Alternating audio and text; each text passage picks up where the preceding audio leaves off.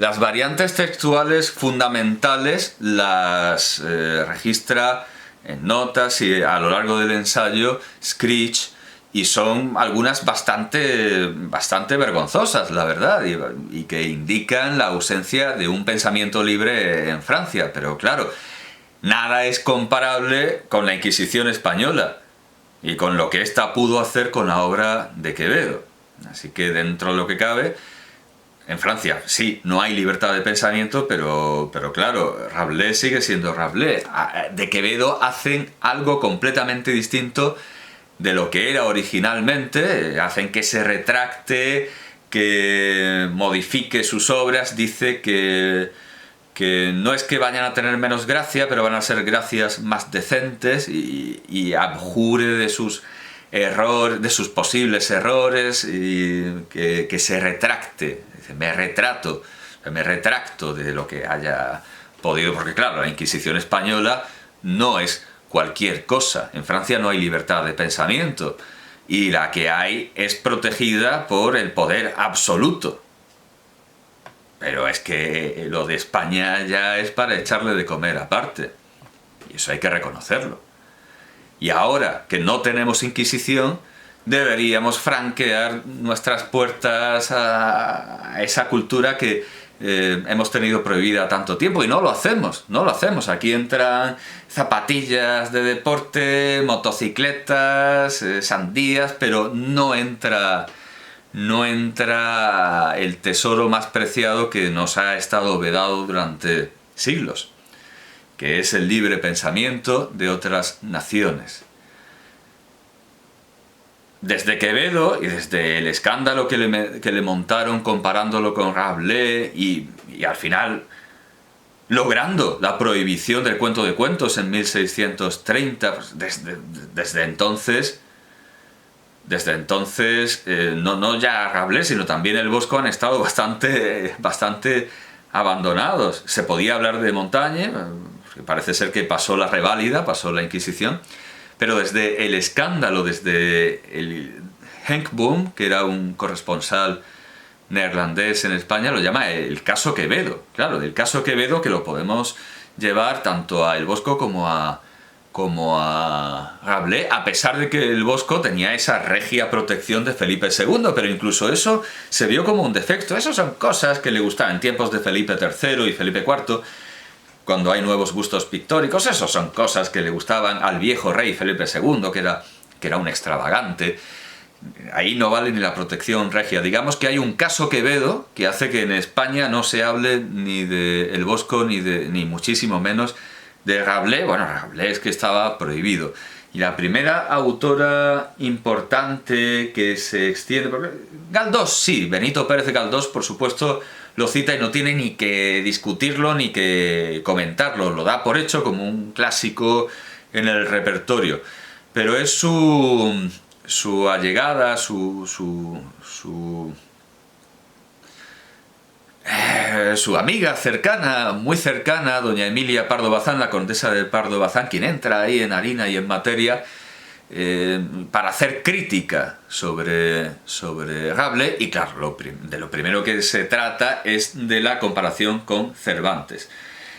Rabelais es un genio del que hay que hacer una estatua al lado de Cervantes, y siempre nos movemos en materia iconográfica, ¿verdad? El darle una calle, bueno. Esto dice Emilia Pardo Bazán en La cuestión palpitante. Poner en parangón a Rabelais con Cervantes es lo mismo que comparar a Luciano de Samosata con Homero. Indudablemente Rabelais era un sabio y Cervantes no. He de decirlo aunque me excomulgue algún cervantista. Pero a Rabelais, como a su siglo, la erudición no lo salvó enteramente de la barbarie. Es decir, ha dicho lo que tenía que decir. Que Rabelais a lo mejor no es Homero, pero es Luciano. Y que es un sabio y Cervantes no. Hasta aquí el nacionalismo no la ha mordido y está hablando con libertad. Pero llega inmediatamente esa forma atenuada del nacionalismo. Rabelais legó a su patria una obra deforme, indudablemente, es una obra monstruosa como lo son sus personajes, y Cervantes una creación acabada y sublime en su género. ¿Qué género? ¿Qué género?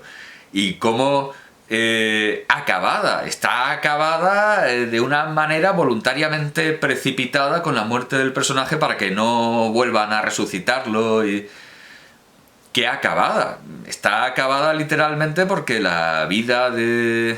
literariamente porque la vida de Don Quijote acaba.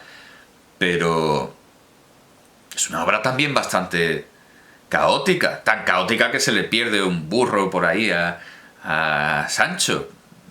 Aquí se está intentando que gane Cervantes por ganar, pero son iguales, son clásicos en régimen de igualdad.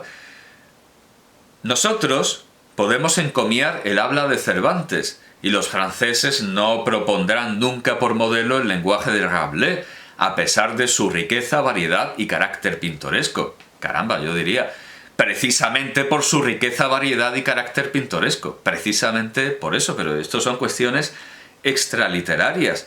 Que un escritor se convierta en modelo lingüístico no tiene que ver con la literatura. Y sigue doña Emilia. Ni formó Rabelais como el autor del Quijote escuela de novelistas.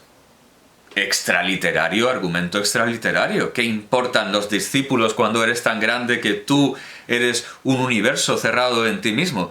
Ni Gargantúa y Pantagruel son, en rigor, novelas. Entonces, ¿por qué está comparando las obras dentro de ese género que entiendo que es la novela? Y dice que Cervantes tiene una creación acabada y sublime en su género, cuando resulta que Rabelais no está haciendo realmente una obra de ese género. O sea, está comparando lo incomparable.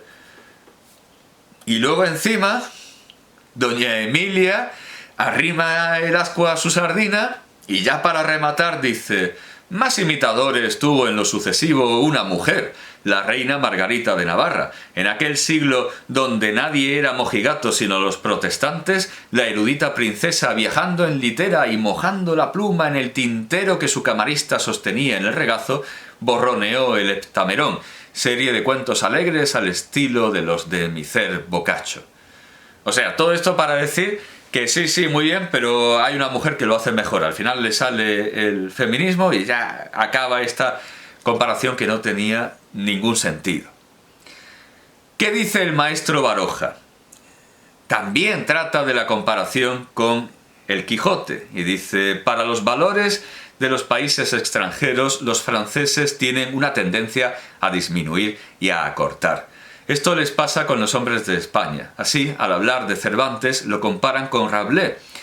Rabelais es un gran satírico, pero no es el creador de uno de los pocos tipos literarios universales, como Cervantes. Bueno, pues yo diría que esto también es extraliterario y además es un argumento contradictorio, porque crear un personaje superior a la obra no implica y no indica haber escrito una obra lo suficientemente buena.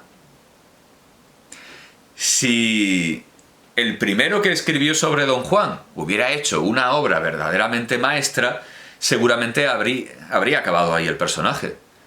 Y lo mismo con Esquilo, con Esquilo, Eurípides, Sófocles, cuando se ponen a repetir una y otra vez los mismos personajes universales, porque ninguna obra es la definitiva. Ninguna obra ha agotado todas las posibilidades de ese personaje. Y es más, un personaje puede ser muy superior a la obra en la que nace. Y hay muchos personajes que no se ven en la mejor obra, en la obra original, sino en obras posteriores. Hay personajes robados por otros autores e indiscutiblemente mejorados. O no, pero en suma, crear un personaje reconocible, ¿cómo dice? Bueno, universal, pero dejémoslo en reconocible. Crear un personaje reconocible, como Íñigo Montoya, no quiere decir que la obra sea superior literariamente a otras del canon. En la película La princesa prometida hay un personaje muy reconocible que es Íñigo Montoya. indudablemente ha creado un personaje muy característico y muy reconocible, pero eso no dice nada ni a favor ni en contra de la obra, dice algo a favor del personaje. Así que aquí Don Pío creo que está intentando también salvar los muebles, está intentando también tener un arranque de patriotismo más o menos consciente, porque el argumento que da, Cervantes ha creado un tipo literario universal, ya, pero el que creó el tipo literario universal de Fausto, o de Teófilo, o de Don Juan, es que ni siquiera lo conocemos. Es que a esos escritores no los conocemos, no serían tan buenos cuando no los conocemos, volviendo a un lugar común como el de los camiones en la puerta, o si era tan listo como es que está muerto. No indica nada, no indica nada. Crear un personaje universal es crear un personaje universal, pero no necesariamente una obra de valor universal. Bueno, en otro pasaje dice Don Pío Baroja: el arte de aire medieval es esencialmente vario. El libro, el cuadro, el poema inspirado por un espíritu gótico tiene muchas figuras. Así ocurre en la obra de Mantegna, Fray Angelico, Bruegel, Shakespeare, Rabelais o el arcipreste de Hita. En la época en que triunfa el latinismo y sus reglas, la obra tiende a la unidad, y Racine o Voltaire buscan el hacer sus composiciones con el mínimo de figuras. Está muy bien visto, y lo ve también Borges, está muy bien vista esa disociación de dos figuras que parecen muy compenetradas y muy parte de una continuidad, que son Rabelais y Voltaire, pero que sin embargo son todo lo opuesto. Son todo lo opuesto, entre otras cosas porque Voltaire de evangélico tiene bastante poco y en último término sí, Rabelais es un evangélico como quiere, es un cristiano como quiere Screech. Voltaire es discutiblemente cristiano, es más universalista. Está bien que sepa oponer, como los grandes críticos, a Rabelais con Voltaire. Sin embargo, nos sorprende mucho que diga que Rabelais forma parte del espíritu gótico, porque creo que confunde la caricatura con la realidad caricaturizada. Yo creo que lo gótico que ve es la caricatura de lo gótico que hace Rabelais. Además, precisamente usar la palabra gótico, hay un momento en el que Panurgo, cuando habla todas esas lenguas, en ese chiste habla en danés, si no me acuerdo mal es en danés, habla en danés, y dice el acompañante de, supongo que es el maestro Ponócrates, dice el que acompaña a Pantagruel, creo, no recuerdo quiénes están en la escena, pero Panurgo habla en danés y dice el acompañante o el propio gigante: así hablaban los godos, y así hablaríamos también nosotros con el culo si Dios nuestro Señor consintiera a ello. Lo gótico es lo enemigo de Rabelais. Es muy curioso que considere que tiene valores góticos, y además es que encima luego le hace este reproche a Rabelais. Don Pío Baroja dice: desde que el Renacimiento, en otro pasaje dice, desde que el Renacimiento cierra su curva, ya no hay gran alegría en la literatura ni en las artes. Ya la alegría es contra algo, como la de Rabelais, la de Quevedo o la de Maquiavelo. Es decir, en un pasaje dice que Rabelais está inspirado por el espíritu gótico, y en otro dice que Rabelais cierra la curva del Renacimiento, es Renacimiento pleno. Y aquí entra en discusión, discusión de gigantes como estas que decía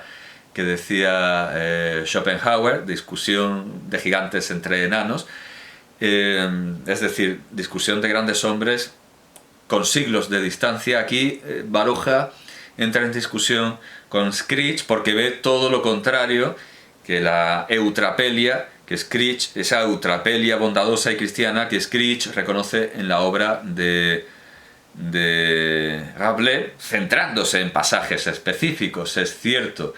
Baroja ve todo lo contrario. Baroja ve todo lo contrario en Rabelais, y en su imitador Quevedo ve una alegría contra algo. Bueno, y en Maquiavelo también. Todo esto pertenece a su gran libro, a su gran tratado de literatura universal, que es, junto con otras muchas cosas, de cocina, de tradiciones vascas, de historia de España, que es Desde la última vuelta del camino, es decir, sus memorias. Así es como se piensa de Rabelais en España. Sin embargo, en las repúblicas iberoamericanas hay juicios muy diversos.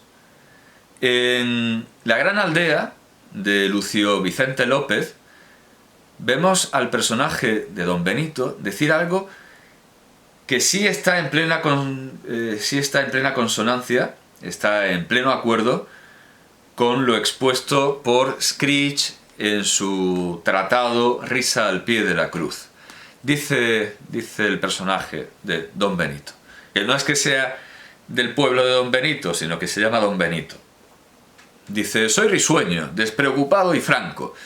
Vivo sin misterios y tomo la vida tal como es. Allá en mis mocedades he leído mucho, pero una sola lectura me ha aprovechado de todas las que he hecho. Ahí está, junto a la cabecera de la cama, Rabelais. Esto nos recuerda a San Jerónimo de Estridón, que igualmente solo leía a Plauto. No sé si es una cita consciente o es una cita casual. Sigue diciendo el personaje: cuando tengas mi edad y hayas corrido el mundo, verás que tenía razón. Es el único libro que ayuda a bien morir, lo cual entra perfectamente con esa meditación de la muerte, con ensayo de la muerte que Screech atribuye a Erasmo y a su seguidor Rabelais. Es el único libro que ayuda a bien morir. Por eso lo abominan los jesuitas. Y esta novela es de 1884. Así que se adelanta bastante a los juicios de Screech. Y sin embargo, en España, y bastante después, en Personas, Obras, Cosas, Ortega y Gasset muestra un juicio de esos superficiales que él tiene, porque cuando se pone a ser superficial no lo gana nadie. El tono Rabelais, la alegría incontinente del Renacimiento. Bueno, por lo menos se decide a que es renacentista y no gótico. La emergencia de una nueva vida con su perspectiva, al parecer inagotable. Frente al ascetismo que había retenido el alborozo durante siglos, y los Fablio, y Boccaccio, y los Goliardos. A veces es que Ortega y Gasset parece que no sepa nada de la Edad Media. Le pasa también en la deshumanización del arte, que parece que no conozca movimientos parecidos a las vanguardias en cuanto a huir del público y a hacerse solo para círculos restringidos, como la música reservada, la música secreta. Parece ser que Ortega y Gasset no sepa que ha existido una Edad Media, o más bien parece que no sabe lo que ha pasado en ella. Bueno, dice: frente al ascetismo que había retenido el alborozo durante siglos, ahora se proclama la plenitud de la vida. El centro de gravedad espiritual se transfiere del otro mundo al presente. Hay que vivir absolutamente, es decir, se toma el libro en sentido plenamente literal, como hace en la ficción Benito Pérez Galdós al hablar de la dieta o de la postura o de la teoría de Rabelais, es decir, 5 comidas y 3 siestas. Claro, esa no es la visión de Rabelais, esa es la ficción. Si esa fuera la visión de Rabelais, no estaría tan delgado, con toda seguridad. Bueno, pues Ortega y Gasset ahí confunde los muchos niveles, es cierto, es que es un hojaldre, es una novela muy compleja. Como todo clásico, está sujeta a muchas interpretaciones distintas, pero él toma la superficial, la primera que pilla. Hay que vivir absolutamente. En las presas se rompen las compuertas, la alegría almacenada se desborda. Pantagruel es este desbordamiento, es el exceso de todo. Bueno, eso sí es verdad. Es la fecundidad de lo excesivo. Vale, eso sí es verdad. Cualquiera puede darse cuenta de que la obra de Rabelais es excesiva. Y volviendo a las repúblicas iberoamericanas, en Neruda por fin encuentro un juicio positivo de Rabelais sin un pero. Sin ser superficial y sin un pero Cervantes es mejor. Y precisamente Neruda cree en la superioridad de Rabelais sobre Cervantes, precisamente partiendo de los argumentos que daba la condesa de Pardo Bazán, que Cervantes es superior porque ha servido de modelo lingüístico, porque ha creado escuela y porque ha creado una obra acabada, perfecta. Dice Pablo Neruda, igualmente en ese otro tratado literario, mucho menor, de menor entidad, por supuesto, que desde la última vuelta del camino de Baroja, que es Confieso que he vivido. Dice Pablo Neruda en Confieso que he vivido: el idioma español se hizo dorado después de Cervantes, adquirió una elegancia cortesana, perdió la fuerza salvaje que traía de Gonzalo de Berceo, del arcipreste, perdió la pasión genital que aún ardía en Quevedo. Quevedo, el gran rabelesiano, ya lo hemos dicho. Igual pasó en Inglaterra, en Francia, en Italia. La desmesura de Chaucer, de Rabelais, fueron castradas. La petrarquización preciosista hizo brillar las esmeraldas, los diamantes, pero la fuente de la grandeza comenzó a extinguirse. Este manantial anterior tenía que ver con el hombre entero, con su anchura, su abundancia y su desborde. Por lo menos ese fue mi problema, aunque yo no me lo planteara en tales términos. Si mi poesía tiene algún significado, es esa tendencia espacial, ilimitada, que no se satisface en una habitación. Mi frontera tenía que sobrepasarla yo mismo, no me la había trazado en el bastidor de una cultura distante. Yo tenía, distante queda esa cultura cervantina, petrarquesca, del panteón hispano, de la tapia trasera de la Real Academia, donde están escritos todos los nombres de un canon que hoy nos resulta bastante extraño precisamente por la sobreabundancia de preciosistas y de escritores comprometidos, Lista, Quintana.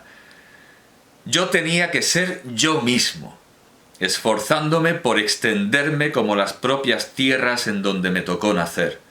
Otro poeta de este mismo continente me ayudó en este camino.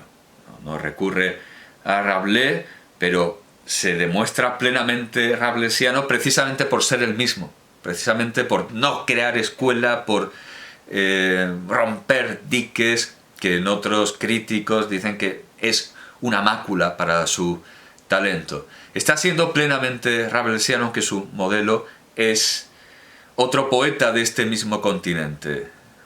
Otro poeta de este mismo continente me ayudó en este camino. Me refiero a Walt Whitman, mi compañero de Manhattan. Rabelesianismo al fin, después de tantos siglos, primero de prohibición, luego de nacionalismo, de decir incluso por grandes ingenios, sí, pero no, Cervantes es mejor, sí, pero es que Cervantes, que si Cervantes, ese nacionalismo que por favor, ahora es el momento de deshacerse de él, porque hay una Unión Europea, somos una unidad.